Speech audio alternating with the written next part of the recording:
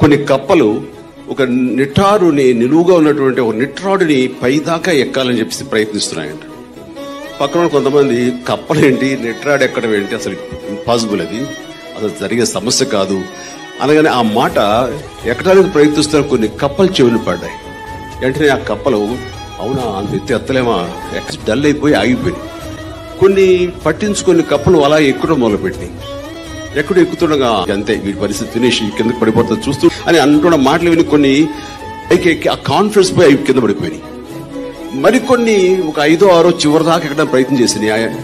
కొద్దిసేపటి కొన్ని పడిపోతే చూస్తున్నసరికి అవి వాళ్ళ చెవిని పడి ఆ కప్పలు కూడా కింద జారిపోయింది. కానీ ఒక కప్ప మాత్రం చివరి దాకా ఎక్కి అక్కడ నిలబడి ఉంది.